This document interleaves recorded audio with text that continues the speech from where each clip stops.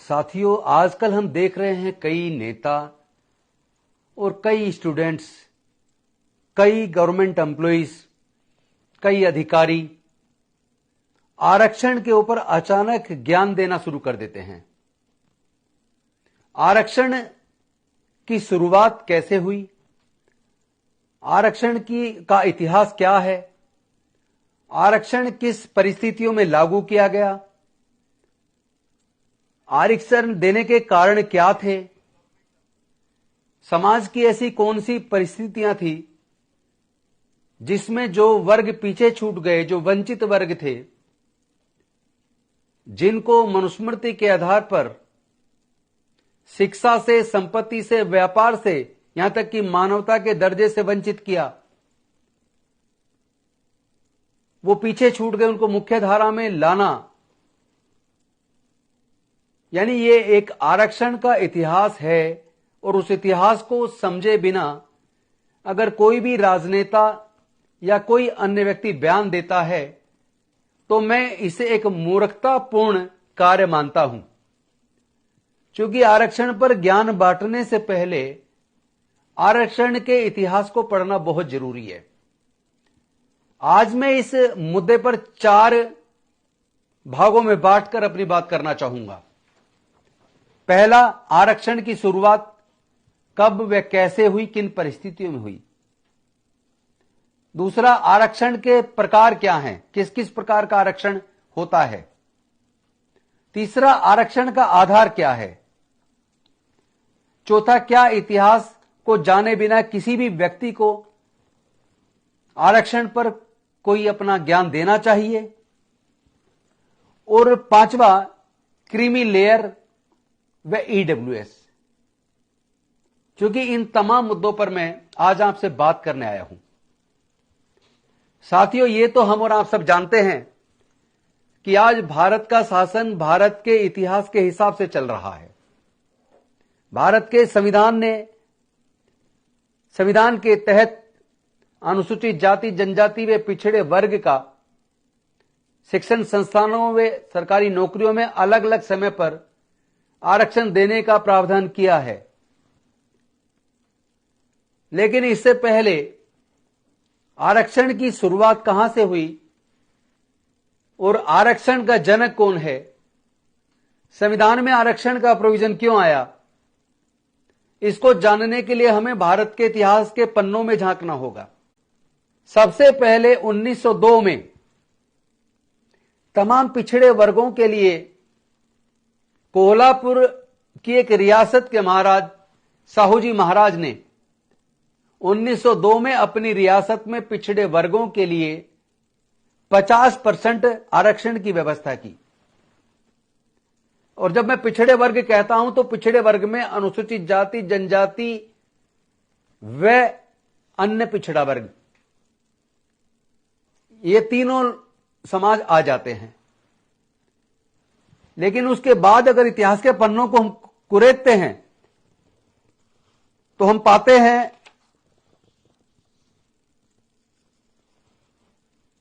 1921 में पहली बार 1902 में कोल्हापुर महाराज के द्वारा जो 50% पिछड़े वर्गों को यानी एससी, एसटी, ओबीसी को रिजर्वेशन की व्यवस्था की, उसके बाद अंग्रेजों ने पहली बार 1921 में इन्हीं वर्गों के लिए मद्रास प्रेसिडेंसी के अंदर रिजर्वेशन की व्यवस्था की।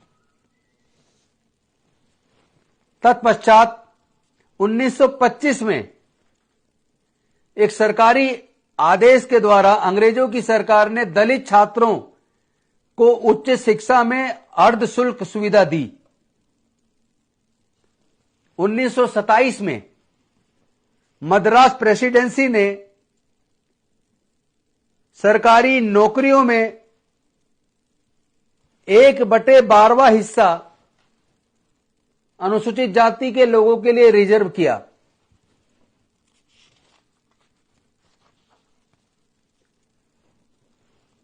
तत्पश्चात जब हम भारत के इतिहास को कुरेदते हैं तो 1919 में भारत में साउथ बोरो कमीशन आया। डॉक्टर बाबा साहेब अंबेडकर साउथ बोरो कमीशन से मिले और उनको एक ज्ञापन दिया। उस ज्ञापन के माध्यम से तमाम अछूतों के लिए उन्होंने कई प्रकार की मांगे रखी। फिर 1928 में साइमन कमीशन आया। साइमन कमीशन के सामने भी डॉक्टर बाबा साहेब अंबेडकर ने अछूतों के लिए, उनके शिक्षा के लिए, उनको राजनीति में हिस्सेदारी मिले, उनके पढ़ाई के लिए विशेष आर्थिक मदद हो, इन तमाम मुद्दों पर ज्ञापन दिया।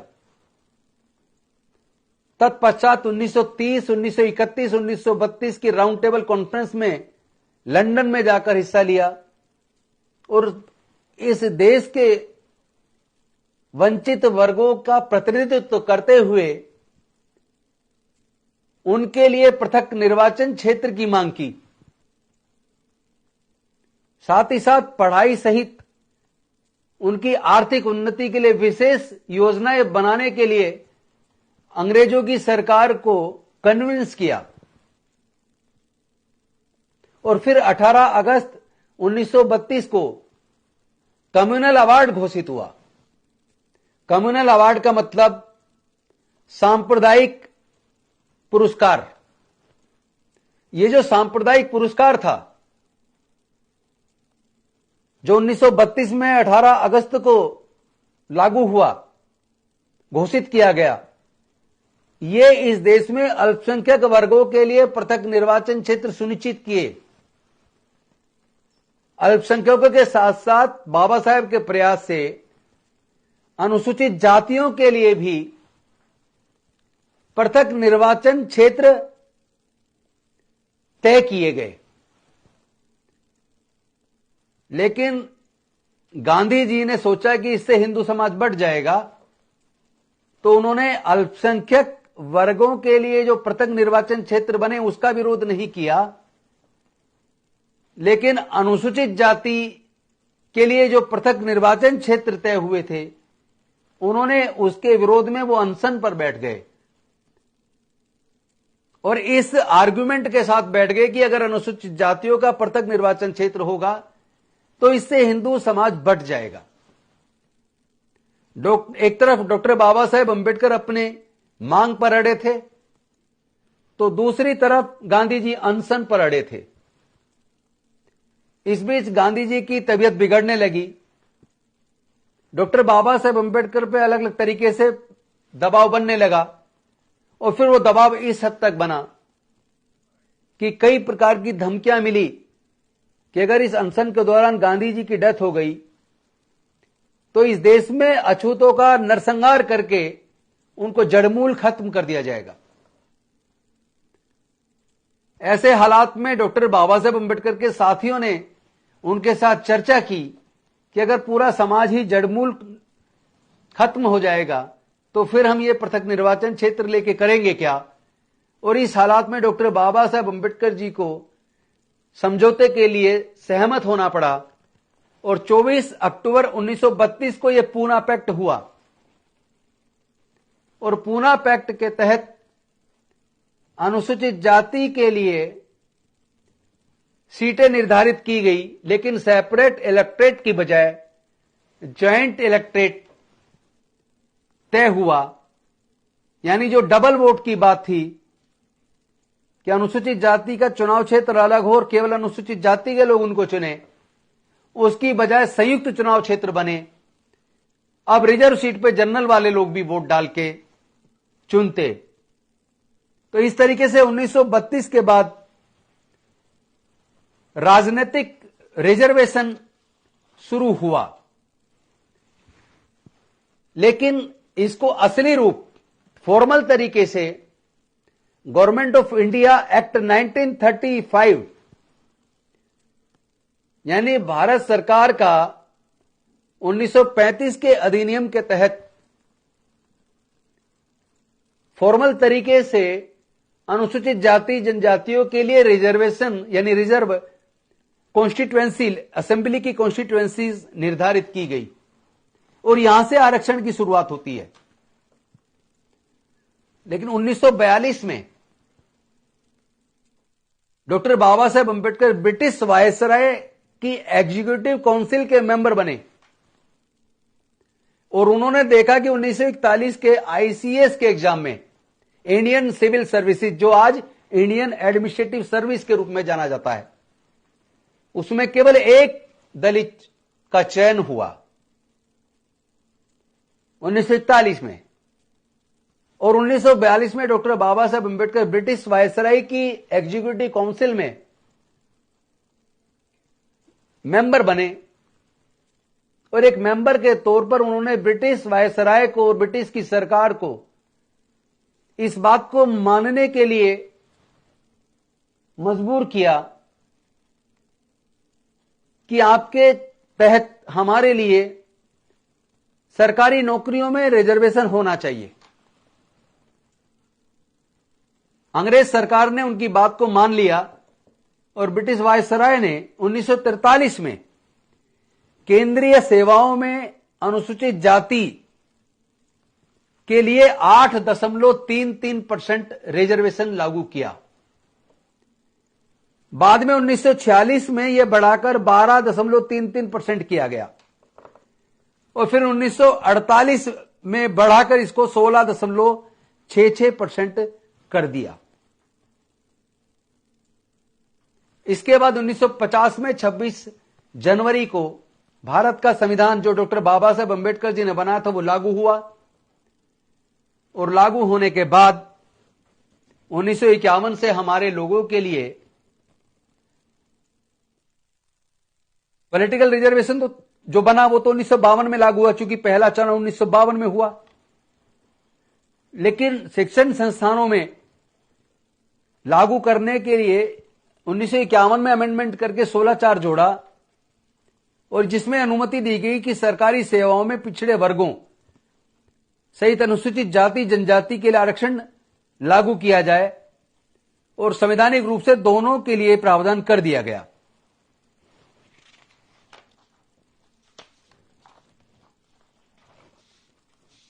साथियों, इसके बाद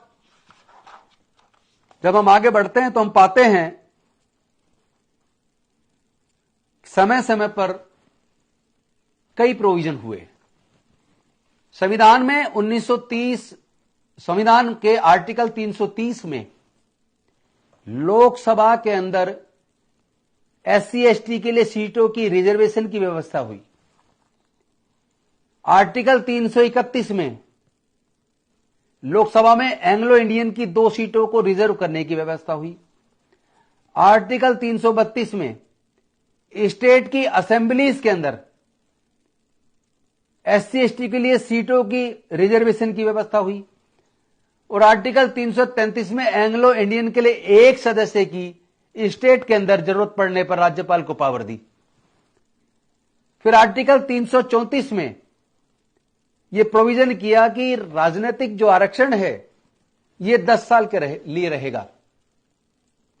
तो साथियों, मैं इसके बारे में बता दूं, राजनीतिक आरक्षण यानी लोकसभा विधानसभाओं की सीटों के लिए सीटें निर्धारित जो शेड्यूल्ड कास्ट शेड्यूल्ड ट्राइब के लिए की गई, रिजर्व की गई, वो प्रोविजन इनिशियली 10 साल के लिए था, लेकिन वो हर 10 साल के लिए बढ़ता गया और 2021 में फिर उसे 2030 तक के लिए बढ़ा दिया गया। लेकिन कई राजनेता, कई एडवोकेट्स, कई विद्वान विद्वता दिखाते बिना ज्ञान के, बिना पढ़े, बिना अध्ययन किए, और वो कहते हैं कि अब सरकारी नौकरियों में रिजर्वेशन बार बार 10 साल के लिए बढ़ाया जा रहा है, जबकि ऐसा है नहीं। उन्हें पता ही नहीं है अभी। राजनीतिक रिजर्वेशन 10 साल के लिए था जो हर 10 साल बाद बढ़ाया जाता है, लेकिन एजुकेशनल इंस्टीट्यूशन में और सरकारी नौकरियों में जो रिजर्वेशन है वो 10 साल के लिए नहीं, बल्कि वो परमानेंट है। वो तब तक के लिए है जब तक कि समाज में जो छुआछूत और जाति के आधार पर उत्पीड़न खत्म करके उनको पैरेलल बराबरी पर ना ला दिया जाए, सामाजिक रूप से और बाकी शैक्षणिक, आर्थिक सब दृष्टि से जब तक ये दलित, पिछड़ा, वंचित वर्ग बराबरी पे ना आ जाए, तब तक एजुकेशनल इंस्टीट्यूशन व सरकारी नौकरियों में रिजर्वेशन जारी रहेगा। इसमें कहीं कोई 10 साल का प्रोविजन नहीं था, लेकिन बहुत सारे अज्ञानी लोग, चाहे वो राजनीति में ही क्यों ना हो या वो इंस्टीट्यूशन में ही क्यों ना हो, चाहे वो अधिकारी ही क्यों ना हो, वो बिना ज्ञान के ज्ञान बांटते रहते हैं और कहते हैं कि रिजर्वेशन तो नौकरियों में 10 साल के लिए था, जबकि रिजर्वेशन नौकरियों व शिक्षण संस्थानों में तब तक के लिए निर्धारित हुआ जब तक कि बराबरी न आ जाए। तो पहले तो बिना ज्ञान के बोलना उचित नहीं है। अब मैं आता हूं इस मुद्दे पर कि ये रिजर्वेशन कितने प्रकार का है। अगर संविधान की दृष्टि से देखें तो जो रिजर्वेशन है एससी के लिए, एसटी के लिए, ओबीसी के लिए, शिक्षण संस्थानों में, लोकसभा में, विधानसभाओं में, बाद में जोड़ा गया जो गवर्नमेंट से सहायता प्राप्त या पीएसयूज हैं उनके अंदर जोड़ा गया।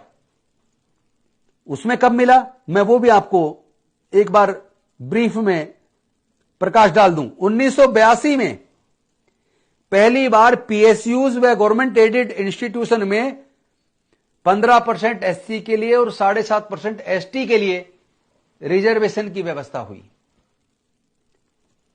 लेकिन इस संवैधानिक और ईडब्ल्यूएस के लिए 2019 में ईडब्ल्यूएस यानी कि गरीबी के आधार पर, आर्थिक आधार पर इकोनॉमिक वीकर सेक्शन, जबकि इकोनॉमिक वीकर सेक्शन के लिए ना तो कभी कोई कमीशन बना, ना कभी कोई अध्ययन हुआ, ना अभी तक यह निर्धारित हुआ कि ईडब्ल्यूएस में जो लोग आते हैं उनकी जनसंख्या कितनी है। क्योंकि ओबीसी के लिए तो पहले काका कालेलकर आयोग बना, फिर 1978 में मंडल कमीशन बना, 1980 में रिपोर्ट आई, 1992 में इंदिरा साहनी वर्सेस 1990 में 7 अगस्त को मंडल कमीशन की सिफारिशों को लागू किया। कुछ लोग कोर्ट चले गए, Indira Sahni versus union of India के नाम से केस चला। 1992 में सुप्रीम कोर्ट से रिजर्वेशन के समर्थन में जजमेंट आया और एक साल बाद 1993 में नोटिफिकेशन होकर ओबीसी के लिए रिजर्वेशन लागू हुआ। लेकिन उसके लिए पूरा पहले कमीशन बनके पूरा अध्ययन हुआ, सर्वे हुआ, डाटा कलेक्ट किया गया। और जबकि चूंकि जाति गणना अभी तक हुई नहीं है ओबीसी की, तो पिछला जो हुआ था उसके आधार पर उसको 52% मानते हुए, क्योंकि पिछली कुछ जजमेंट थे कि 50% की सीमा को क्रॉस नहीं कर सकता रिजर्वेशन, इसलिए 49.5% Indira Sahni versus union of India ने तय कर दिया। एससी के लिए 15%, एसटी के लिए 7.5% और 27% ओबीसी के लिए, यानी 49.5% रिजर्वेशन एससी, एसटी और ओबीसी को दिया गया, जिनकी जनसंख्या भारत में लगभग 85 से 86% है। अब मैं आता हूं ईडब्ल्यूएस पर। यह ईडब्ल्यूएस क्या है? Economic weaker section. इसमें कौन सी जाति आती हैं? इसमें क्रिश्चियन आते हैं, इसमें जैन आते हैं, इसमें अपर कास्ट सिख आते हैं, इसमें अपर कास्ट बौद्ध आते हैं, और इसमें स्वर्ण जाति सारी आती हैं, और मुस्लिम समाज की जो अपर कास्ट है वो आती है। इन सब को अगर जोड़ लें तो इन सब की जनसंख्या लगभग 14 से 15% बैठती है। तो 14 से 15% की इस जनसंख्या में जिनको ईडब्ल्यूएस दिया गया, इसमें एससी, एसटी और ओबीसी को अप्लाई करना अलाउ नहीं है, उनको एक्सक्लूड रखा गया है। लेकिन अब सवाल यह आता है कि 14 से 15% जनसंख्या को जो स्वर्ण में आती हैं,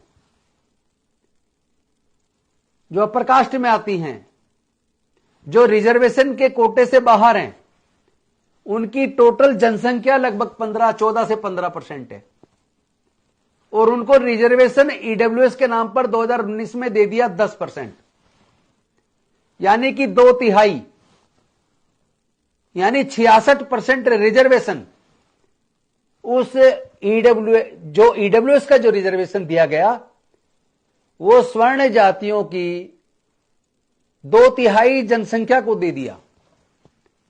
तो पहले तो मैं सुप्रीम कोर्ट ने जो इसमें जजमेंट में उसको जायज ठहराया भारत सरकार के निर्णय को, मैं इस पे भी बात करना चाहता हूं। वो ये कि क्या किसी प्रकार का भारत की सरकार ने सर्वे किया कि स्वर्ण जातियों में, उस स्वर्ण जाति में चाहे मुस्लिम हो, चाहे क्रिश्चियन हो, सिख हो, ईसाई हो, जैन हो, या अपर कास्ट हिंदू हो, इन जातियों में इकोनॉमिक वीकर सेक्शन की जनसंख्या कितनी है, कितने परिवार इकोनॉमिक वीकर सेक्शन में आने चाहिए। आपने क्राइटेरिया तो रख दिया 8 लाख तक सालाना इनकम, लेकिन स्वर्ण जातियों के अंदर कितने % लोग ऐसे हैं जिनकी सालाना इनकम 8 लाख तक है? क्या इस तरह का कोई डाटा सुप्रीम कोर्ट के सामने प्रस्तुत हुआ? और अगर केंद्र सरकार ने ऐसा कोई डाटा बनाया ही नहीं, ऐसा कोई सर्वे किया ही नहीं, तो आखिर सर्वोच्च न्यायालय ने ईडब्ल्यूएस के फेवर में जजमेंट किस आधार पर दे दिया? जो भी हमारे माननीय जजेज उस बेंच में थे, मेरा यह प्रश्न उन सब से है कि आखिर आपने किस आधार पर ईडब्ल्यूएस के फेवर में जजमेंट दिया? और अगर उनको आपने 66% रिजर्वेशन दे दिया, तो फिर अनुसूचित जाति जनजाति का तो चूंकि आधार socially and educationally backward class है, लेकिन अन्य पिछड़े वर्गों को जिनकी जनसंख्या लगभग 52% है, उसको जरा 66% रिजर्वेशन देना पड़ जाए तो कितना बैठेगा? जरा उसको भी लगा लीजिए, कितना निकलेगा? कम से कम 34% बैठेगा, 34 से 35%। लेकिन आप उनको कितना दे रहे हैं? 27%। वो भी अभी तक इफेक्टिव तरीके से लागू नहीं हुआ। तो ये जो सरकारी नौकरियों में, शिक्षण संस्थानों में जो रिजर्वेशन है, ये तो आपको दिखता है। और भी कई प्रकार के रिजर्वेशन देश में हैं, क्या उन पे भी कभी कोई चर्चा करेगा या नहीं करेगा? जो खेत की जमीन होती है, वो तो उसका मालिक देश होना चाहिए, वो तो प्राकृतिक है। क्या कभी भी कोई अपनी मां के पेट से लेके जमीन पैदा हुआ है क्या? तो पूरे देश में जितनी भी जमीन है, उसका मालिक तो सरकार होनी चाहिए। जिसने अब से 100 साल पहले, 200 साल पहले, 250 साल पहले जितनी जमीन कब्जा ली, या किसी को अंग्रेजों ने दे दी,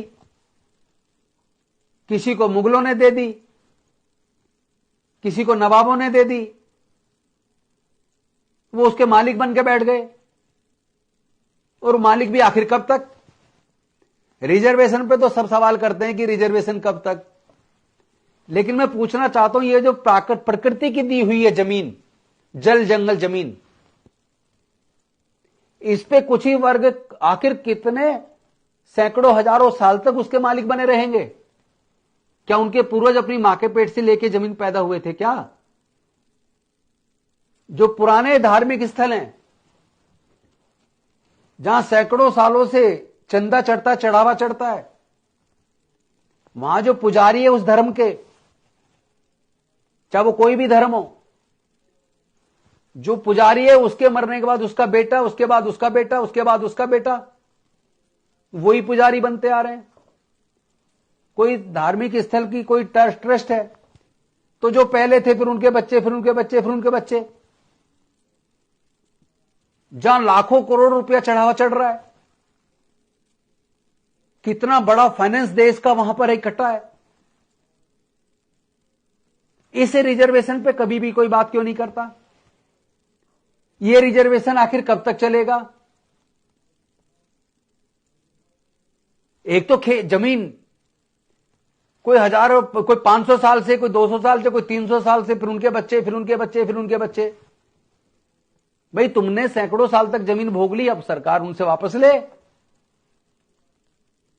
जिनके पास नहीं है वंचित वर्गों को, उनको जमीन दे दे। कोई 500 साल पहले किसी धार्मिक स्थल का ऊपर पद पे बैठा रहा, वहां से जो चढ़ावा चढ़ा उनके घर जाता रहा, फिर उनके बच्चे, फिर उनके बच्चे, फिर उनके बच्चे, आखिर ये कब तक चलेगा? ये भी तो एक प्रकार का रिजर्वेशन है। जो सुप्रीम कोर्ट, हाई कोर्ट के जज बन गए, फिर उनके बच्चे, फिर उनके बच्चे, फिर उनके बच्चे वही बन रहे हैं इस कोलिजम सिस्टम के तहत। ये भी एक प्रकार का रिजर्वेशन है। किसी के पिताजी 300 साल पहले व्यापारी बने, फिर उसके बच्चे व्यापारी, उसने संभाल लिया, फिर उसके बच्चे ने संभाल लिया, फिर उसके बच्चे ने संभाल लिया। ये भी तो रिजर्वेशन है। रिजर्वेशन के प्रकार अलग अलग हो सकते हैं, लेकिन है, इस सच को तो इनकार नहीं कर सकता कोई। तो साथियों, कुछ चीजें हैं जिन पे चर्चा होनी चाहिए। भारत के संविधान के अमेंडमेंट 73 और 74 में 92, 93 में 73 और 74वां संशोधन हुआ, जिसमें लोकल बॉडी में SC, ST और OBC की महिलाओं को रिजर्वेशन दिया गया। आर्टिकल 343D जोड़ा गया और SC, ST, OBC की महिलाओं को रिजर्वेशन की व्यवस्था की गई। इसी प्रकार 2021 में, अभी एक्यूरेट मेरे को, मैं डेट एक्यूरेट ही बता देता हूं,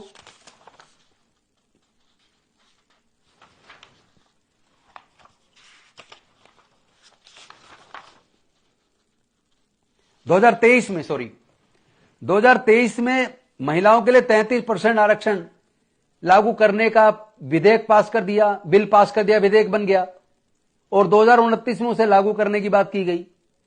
हालांकि इसमें भी बहुत बड़ा झोल है। 33% महिलाओं के लिए रिजर्वेशन तो कर दिया, लेकिन इसके अंदर दलित, आदिवासी और पिछड़ी वर्ग की महिलाओं के लिए रिजर्वेशन की व्यवस्था नहीं की। यह भी तो दलित, पिछड़े, आदिवासी वर्ग की महिलाओं के साथ एक धोखा है। खैर ये 2029 में लागू होगा, इसके ऊपर भी मुझे लगता काफी लड़ाइयां चलेंगी। -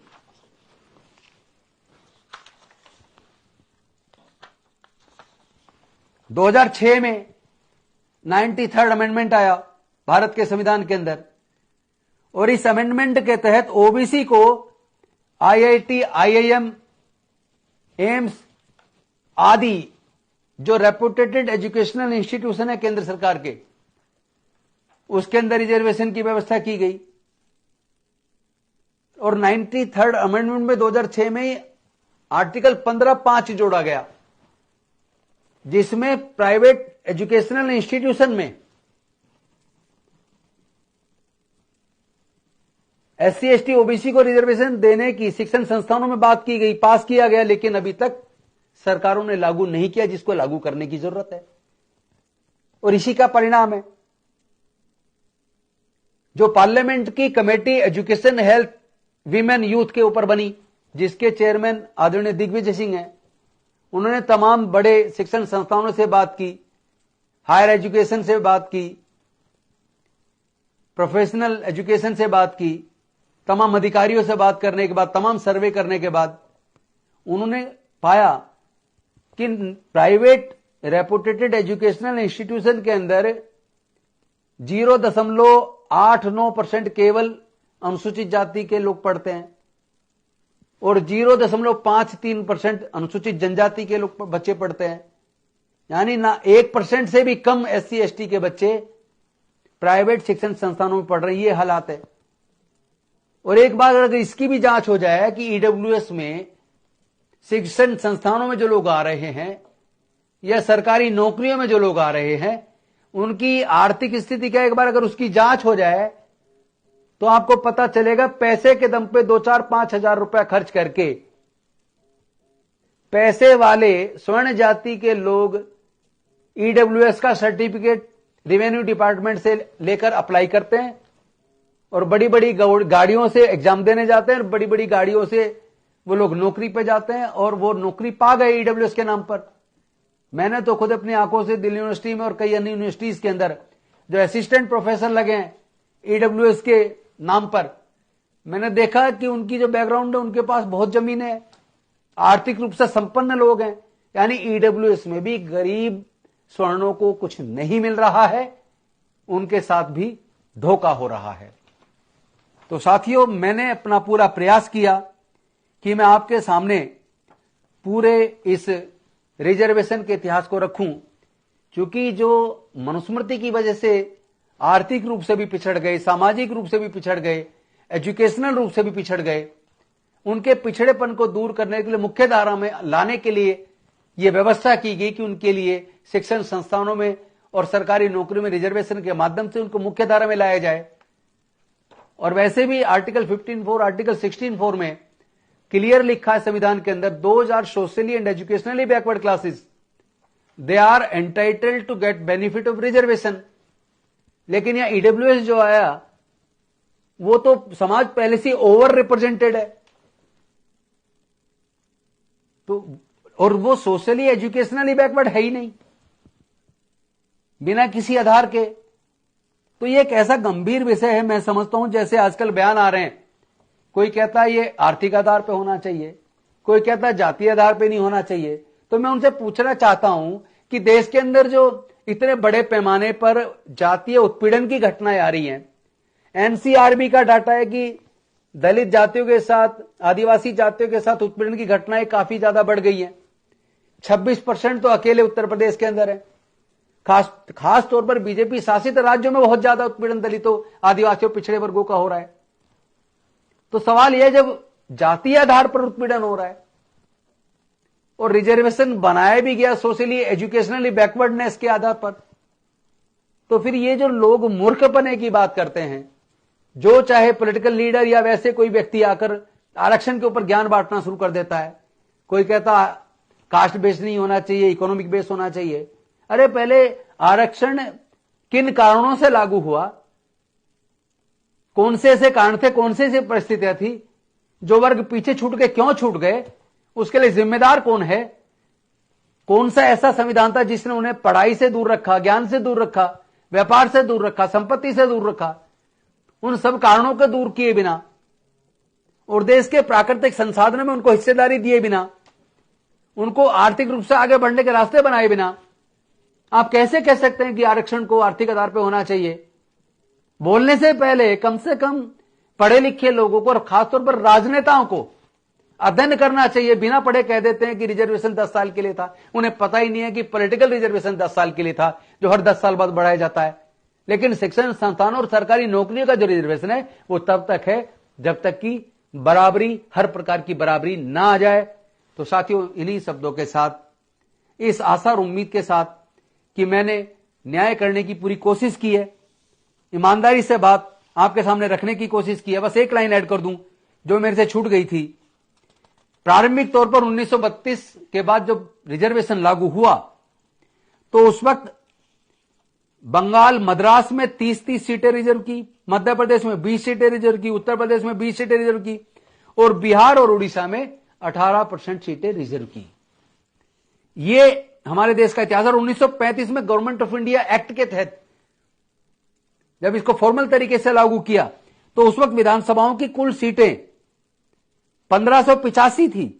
उस 1585 में अनुसूचित जातियों के लिए 151 सीटें थी और जनजातियों के लिए केवल 24 सीटें थी। लेकिन 1950 में बाबा साहब के संविधान के बाद अनुसूचित जातियों के लिए 15% और जनजातियों के लिए 7.5% रिजर्वेशन की व्यवस्था की गई।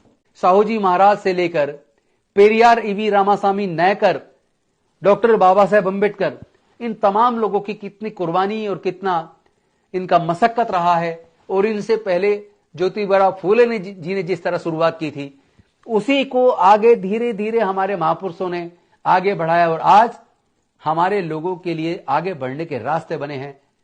और ऐसी खबरें देखने के लिए सब्सक्राइब बटन को दबाएं, फिर बेल आइकन की घंटी दबाएं। अपना भारत को बचाने के लिए बहुत ज़रूरी है। हर खबर को शेयर करें, लाइक करें, कमेंट जरूर करें। शुक्रिया।